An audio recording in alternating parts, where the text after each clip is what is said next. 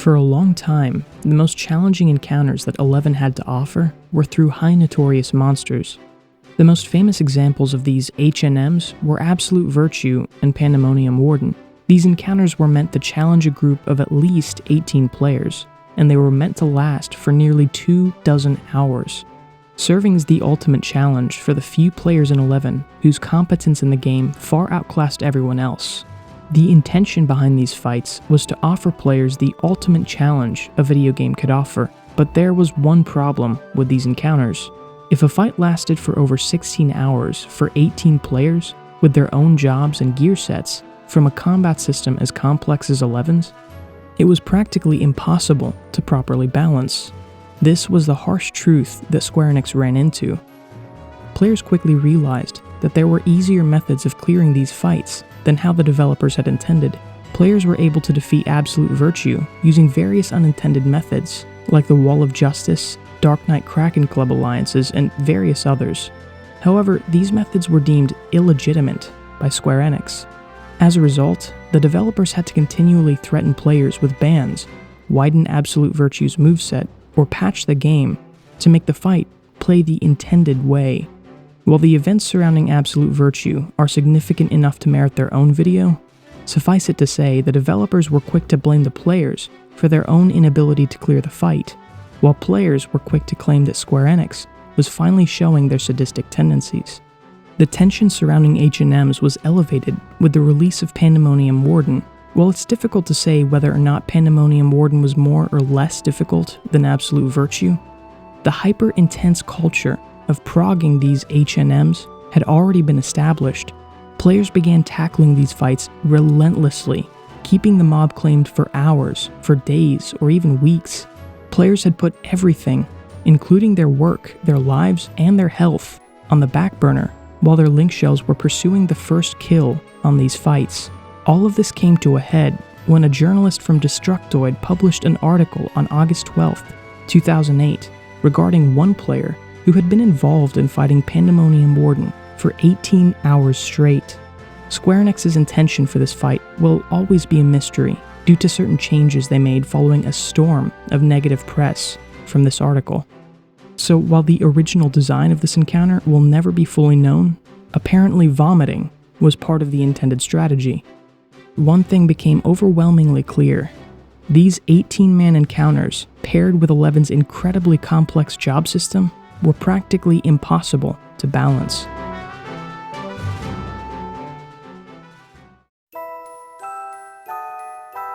So when Square Enix returned to the idea of an Apex encounter some 8 years later, it's no surprise that they decided to take a very different approach.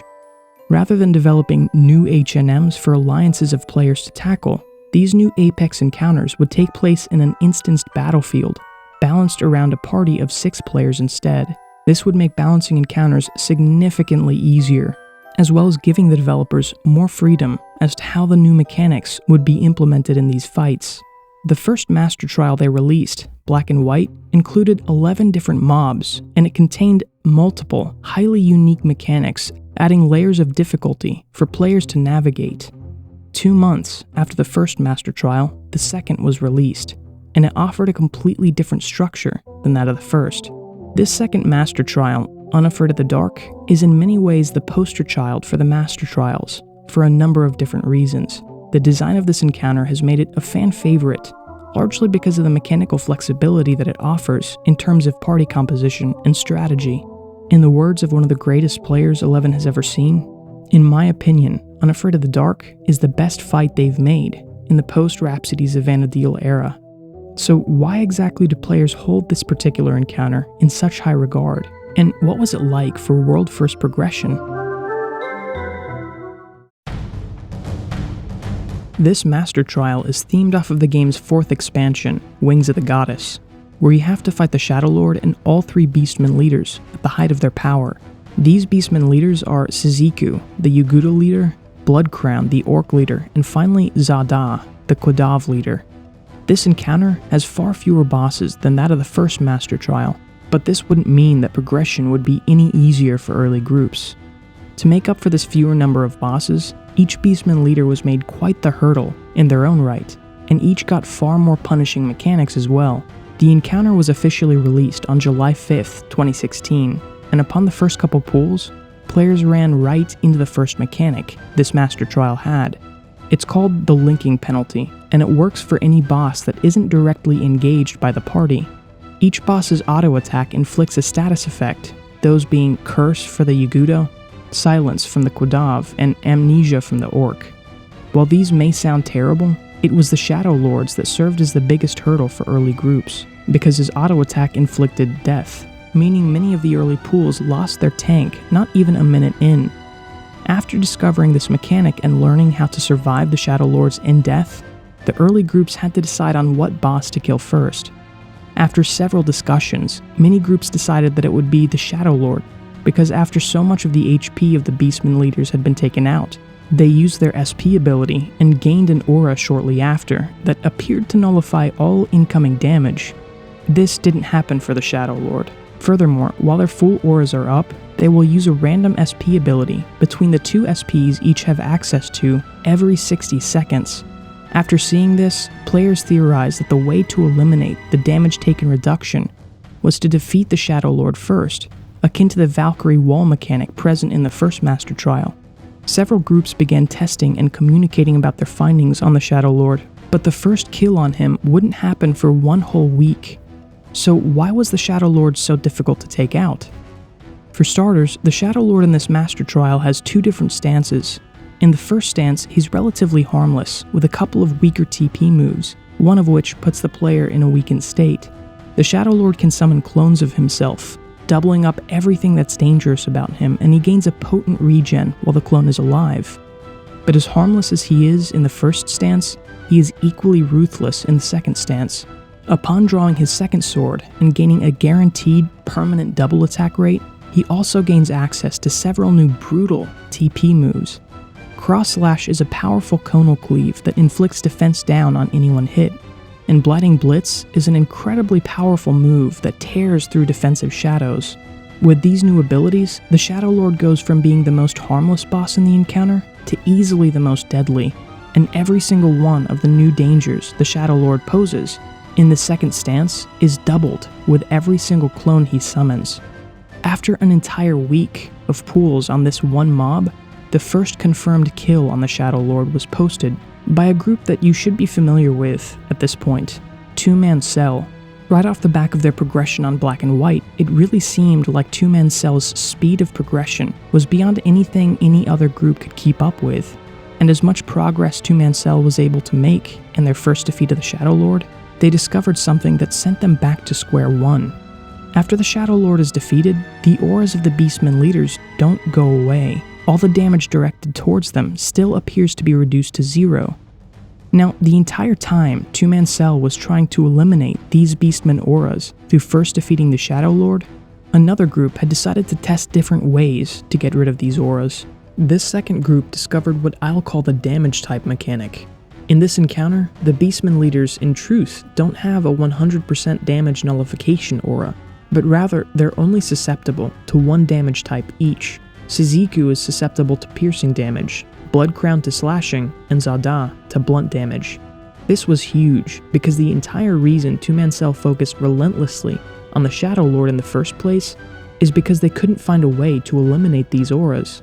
Now, up until this point, the main area groups came together to discuss progression on this fight was Two-Man Cell's blog, and because they were quite literally the leading group on Master Trials since the launch of the first, this blog was really the best place to receive any information on World First progression. But thanks to the discoveries this other group was making, this changed entirely.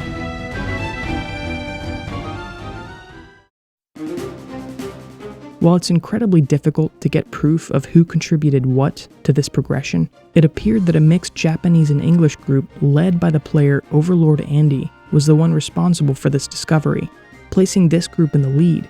However, despite the progress they made in this fight, everyone hit another roadblock for another whole week while trying to figure out how to survive, while also managing the DPS checks the Beastmen leaders required. Shizuku was perhaps the most dangerous of all of the Beastmen leaders. In addition to a plethora of devastating spells and TP moves, Shizuku would also use Benediction if certain conditions were met.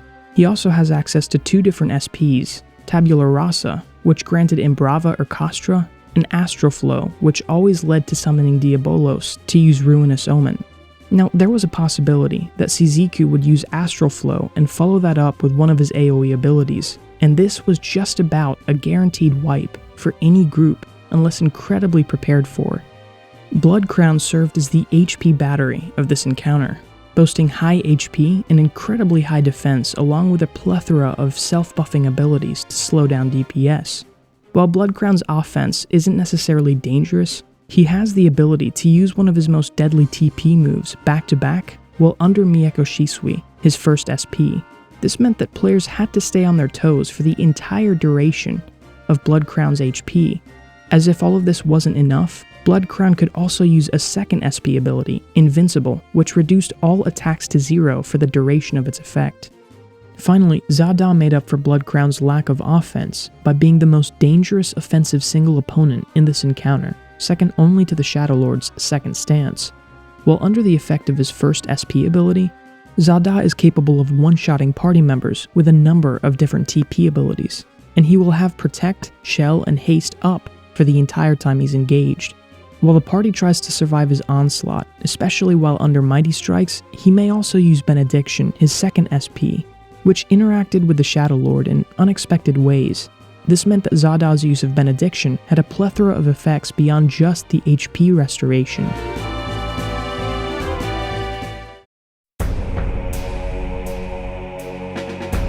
Now, one source of much trouble for many groups at this point was the plethora of different SP abilities each of the Beastmen leaders would use. The worst part about them was the fact that they equated to lost minutes on the instance timer. Because these bosses used an SP ability every single minute, the DPS check for this encounter was simply impossible to meet with the party setup that these early groups used. But the group at the forefront of progression shared another piece of information that, in the minds of many, elevated this fight from simply being another encounter to one of the best showcases of 11's combat system in the modern era. The discovery I'm talking about was a simple one. It was a second component to the aura mechanic that was discovered earlier. If enough of the correct damage type was dealt in a fast enough time period, it would keep the Beastman from using its second SP ability. Now this on the surface might not seem like much of a discovery, but what this amounted to was that the DPS check could be made considerably easier if the party composition was shifted to accommodate this mechanic. The most noteworthy thing about this discovery was if enough DPS was dealt, the most difficult part of the DPS check could now be bypassed. This meant that the requirements for the party composition that could be used to clear this encounter were far more flexible than in Black and White, and certainly more flexible than any following Master Trial. Now, this component of the mechanic was discovered sometime around July 28, and Two Man Cell reposted the information shortly after. With this last piece of information about the encounter made public, all these early groups had all of the information they needed. Several days had gone by, and despite having all of the pieces, these early groups couldn't quite put everything together. One of the last roadblocks that everyone was running into was just how much damage needed to be dealt to prevent these second SPs. From the silence that every group resorted to, it was evident that these last few days were a mad dash to see which group would be the first to publicly confirm a clear. And on August 4th, 2016, the first publicly confirmed clear was posted. So which group was able to confirm that world first clear?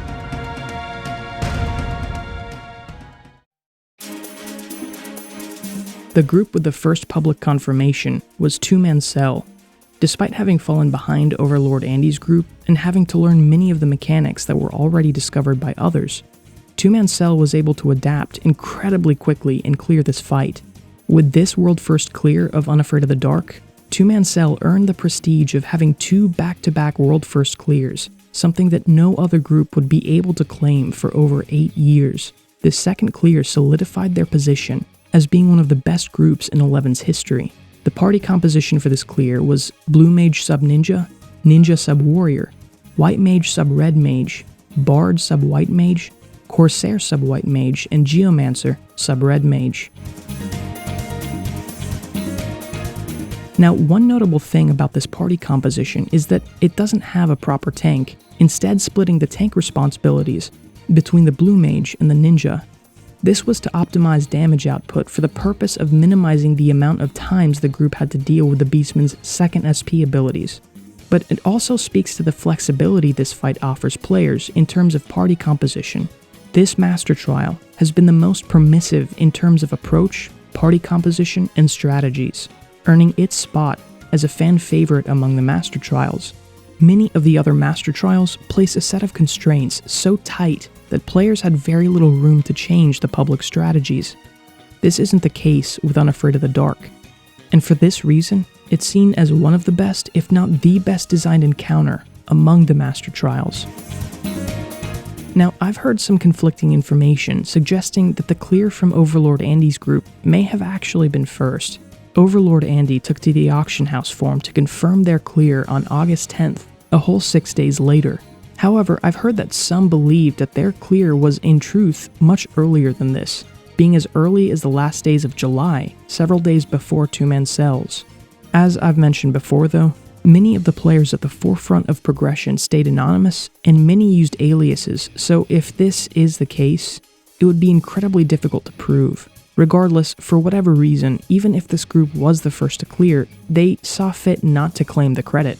I do want to take a moment to acknowledge Overlordandy in particular. While Overlordandy is no longer playing 11, the legacy this individual left behind cannot be understated.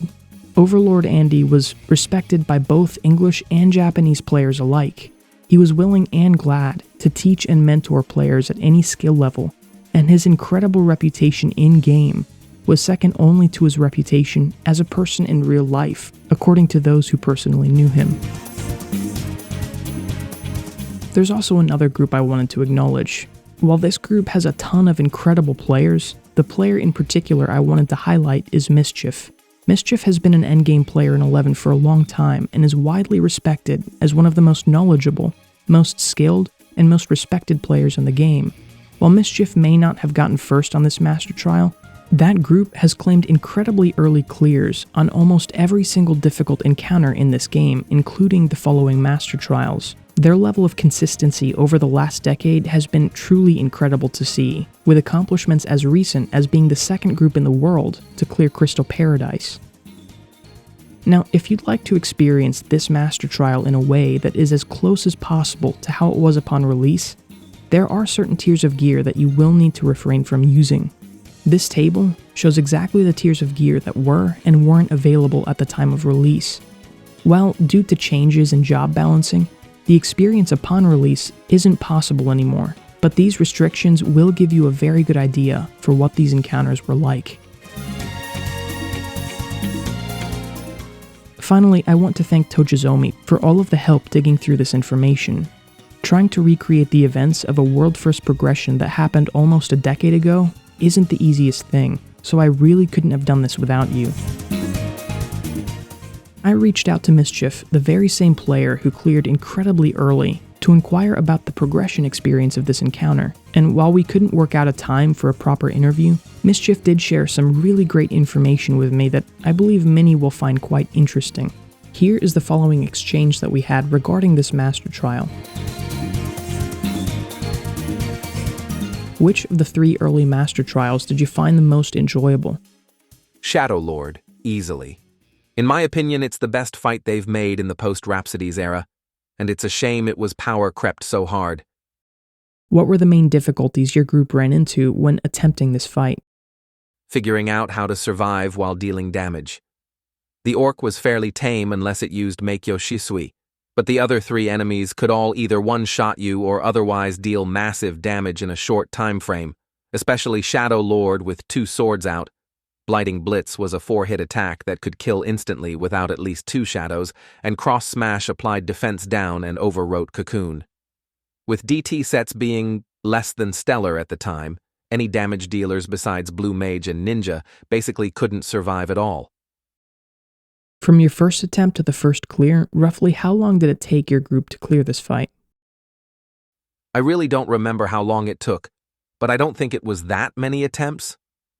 I know for a fact Tumult Curator took far longer for us to get down, and I think Black and White took us more attempts as well. I know we cleared Black and White after Unafraid of the Dark. Were there any mechanics or attributes about this fight you found particularly interesting or annoying? Having to use different damage types for each of the Beastmen Kings was interesting, especially since, at the time, accuracy was a concern. The Yagudo was annoying with sweep spam, and could occasionally end a run early with a combination of Kaustra and Ruinous Omen, followed up by a TP move. The Quadav's Benediction being random under 50% sucked. It frequently happened under 15% HP, dragging the fight out, which was problematic because Hellspin could kill at any moment. Shadow Lord himself was weird because with one sword out, he was so comparatively weak offensively that the blue mage could pretty much ignore shadows and be fine. With two swords out, though, both the blue mage and ninja had to be fully defensive or risk death to blighting blitz. Spawn shadow happening while he had two swords out was especially scary, since both would have 100% double attack and shadows became extremely unreliable. You said that this was the best encounter in the post-Rhapsodies of Anadil era. Could you go into more detail about why you think that is? It's less that Unafraid of the Dark is an amazing fight, though I did have more fun with it than most other fights, and more that everything else is worse in comparison. Mostly, I think the quality of the fight designs in general took a noticeable dip after this. The only fights that I don't have any significant problems with design-wise released after Unafraid of the Dark are Odin's high-tier Battlefields fight and the Wave 2 Dynamis bosses. I can go into further detail on any other fights if needed, but, in particular, the rise of TP suppression as a mandatory solution to certain fights was annoying. This isn't to say every other fight was terrible or that I didn't have fun with them, though some definitely fit that criteria, looking at you, V25 Bomba, and Ammonon. But they all had notable flaws or issues that stuck out to me. In fairness, being one of the first groups to try most of these fights probably colors my opinion on some of them, and it's completely fine if you or anyone else thinks certain, more recent fights are better. Did you follow any published strategies for this fight, or did your team determine their own strategy through progression? I think we got information about the auras and what damage types worked on each enemy from someone else, and then worked from there. I know we didn't follow any step-by-step guides, and a lot of our strategy was refined through prog, but I genuinely don't remember if we got the exact setup itself from another group. If you had to pick one, which of the 6 roles in this fight do you think is the hardest to fulfill? Probably the blue mage, might be biased because it was the job I was using. You had to keep up Barrier Tusk, Cocoon, and, usually, Nature's Meditation at all times while riding Sub-Ninja's shadows and dealing the majority of the damage. Ninja didn't have it easy either, but they had fewer buffs to keep up and better shadow uptime. I can't speak to the white mage difficulty in this fight, but the Yagudo and dual-wielding Shadow Lord were probably hectic for them. The kill order in your write-up was the Yagudo, the Orc, the Quadav, and then the Shadow Lord. Why was this the kill order your group settled on? Yagudo had to die first, because it was the most dangerous of the 3 Beastmen Kings, and we wanted to use 1 hour and outside buffs to kill it quickly. Orc was next to prevent it from using Meikyo Shisui into Veil of Chaos for heavy damage while fighting one of the other 2 enemies. Quadav and Shadow Lord could have been done in either order, but we were having more difficulty with Shadow Lord, so we opted to get the Quadav out of the way first. Lullaby was very difficult to land outside of Nitro on either, and Quadav liked to reapply Protectra/Shell Ravi and use Mighty Strikes while awake.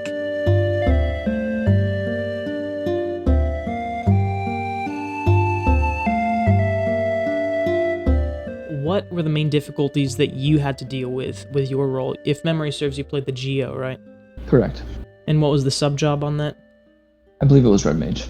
Okay, Geo sub Red Mage. What were the difficulties that you did? What were the big responsibilities, things that you had to look out for? Geomancer, especially in that era, parties just wanted you to keep your bubbles going, heal if you need to, keep yourself buffed, But for the most part, it was just do your bubbles. Make sure you're on top of those core things and you're good to go. So for that one, it really wasn't that intensive. It was just making sure that if you got gear removed, replace that immediately. I think I might have been melee for just one of those enemies. Honestly, it was really quite simple. So when you talked about gear being removed, I know Mischief put a note in his write-up about it disabling lock styles. I take it would disable certain gear slots that you had to re-equip? One just removes a random piece of equipment. The other one removes all equipment. So when I talk to Mischief, he thinks a lot of this fight. He thinks it's a really well-designed fight as far as compared to the more recent ones. And there weren't a lot of random gimmicks that you guys had to run into. I know there's some mechanics that are forgotten about the fight, but if you're doing everything properly, then you don't necessarily have to deal with that stuff, which I think kind of lends credence to what you were saying about this fight just being more enjoyable than some of the other ones. Yeah, you have to be at the top of your abilities. If everyone's on the ball, you're good to go. Final Fantasy XI has like a lot of really interesting jobs, but probably the most idiosyncratic is Geomancer. It works really, really interesting compared to pretty much anything else in the game. So what are the differences between the Indie and the Geo spells? What are the differences between those two spell types? So the Indie spell is an area of effect spell that gets placed typically on the Geomancer. There's an ability called Entrust that allows you to place that spell on another party member. The base time that it will last is 3 minutes. And it moves with the characters. Wherever you go, the spell goes with you. And it gives you some flexibility in how you want to utilize it. With the Geomancy spell, it's essentially counted as a pet. You place it somewhere on the field. Usually it lands at the feet of your target, either friend or foe, depending on what kind of spell it is. The benefits to that is it can be buffed with certain abilities. There's a spell called Ecliptic Attrition. That spell causes the bubble, the Luopan, to take more damage over time. Blaze of Glory, or when you place it down, it loses a big chunk of its health, but it makes it more powerful. So one of the benefits of the ability Entrust is that it's on a 10-minute cooldown, but again, you could place it on any other party member that you like. The only downside to that is it is not affected by any of the gear bonuses that you can get from things like Idris, and it's also not affected by Bolster. It's basically stuck at its lowest capacity, but it is nice. You get an extra little spell you can put on somebody. Again, I don't know how Geo works very well, but in some strategies, people recommend Indie over Geo. Is there a reason you'd ever go an Indie spell over its Geo counterpart? Yes, Indie spells can be moved around. If you're in a combat where the enemies are adjusting or whatever's going on, you need to move your character around. You have that option. The other issue that I've seen many times playing Geo is that when you place a Luopan down, the Luopan can get attacked and die very quickly, especially in some fights, they die almost immediately. You really need that debuff on an enemy, and the bubble keeps dying, leaving you in a really bad position sometimes. So in Mischief's write-up, he kind of listed a lot of the different spells that you did throughout that encounter. There were some spells that they needed if they wanted to put some mobs to sleep, and those spells in particular were Indie Focus and Geo Languor. Can you explain what exactly those spells do? Indie Focus is a set number of magic accuracy points given to the players. I believe the base is 50, and if you have Idris, it's an extra 50, so a total of 100 magic accuracy points.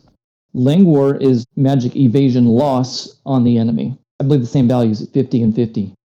With those combined, you basically have a spread of 200 extra points of accuracy. I see, and I take it that's really useful for putting the different mobs to sleep if you don't have Nitro active, right?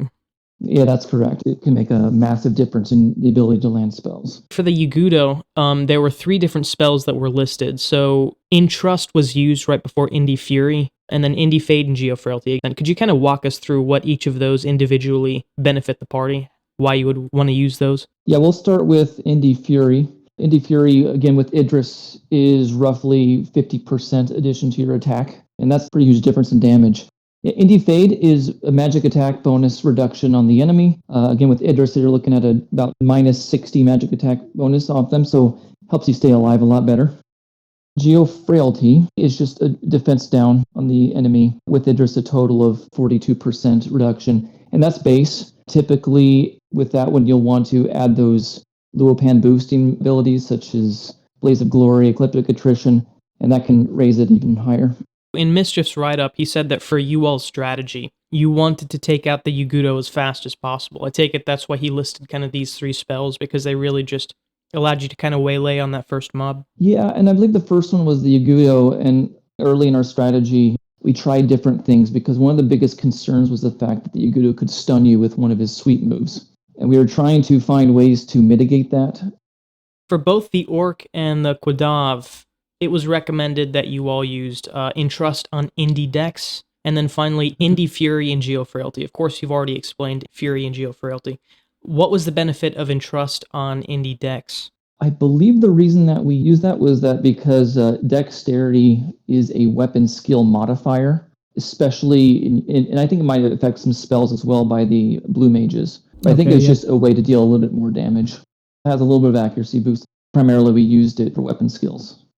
For the Shadow Lord, he recommended Indie Wilt. What was the benefit of that? And he recommended it specifically when the Shadow Lord had 2 swords out. Yeah, Indie Wilt is just an attack reduction on the enemy. One really neat thing about Indie Wilt is that if you have the Idris, you can get over 50% reduction on attack on the enemy, and therefore when you have the move Bolster, the 1 hour ability, it doubles that. So you end up with more than 100% attack reduction. So their attack values, I believe, just become 1. So it really ups your survival rate. I don't remember if we used Bolster against the Shadow Lord, but it's a little tidbit I'd throw in there to increase survivability, yeah. Makes sense, specifically because if memory serves, with 2 swords out, the Shadow Lord would just, he was so hostile. Survivability was definitely an issue with that one. Finally, were there any particular mechanics or attributes that you found interesting about this fight, or annoying for that matter? Every single one of the enemies had at least something annoying.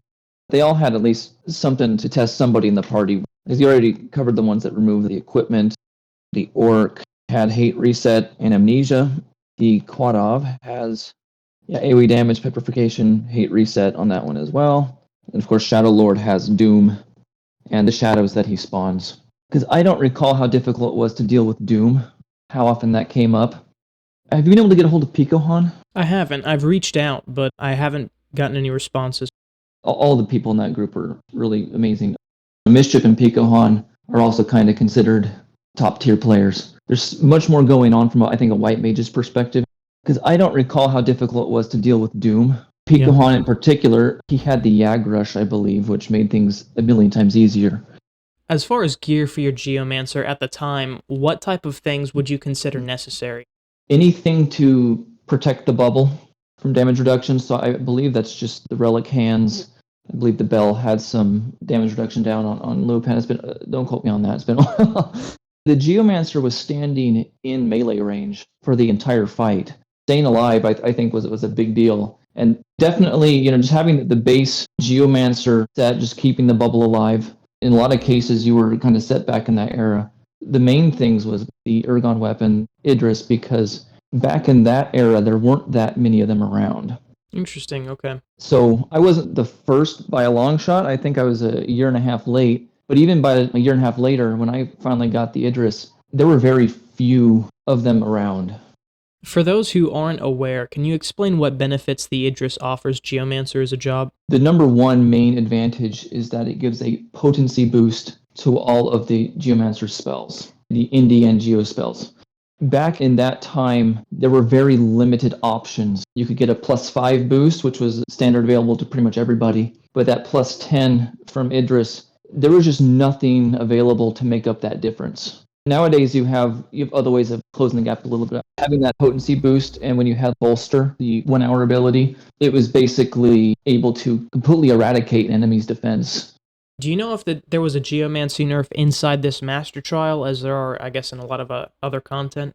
I don't think so. This one and maybe the Odin one didn't have it. Geomancer was just such an overpowered job, especially when you had Idris. Nowadays, everybody, I won't say everybody, but a lot of people have it when they have secondary jobs. A lot of them will just build one for their alternate characters. So everyone's running around with one nowadays, but 8.5 years ago, it was a really big deal. I think it's really, really neat to hear you talking about this, so I appreciate you coming back on here, man. Yeah, absolutely. Glad to share what wisdom I have. Yeah, really appreciate it.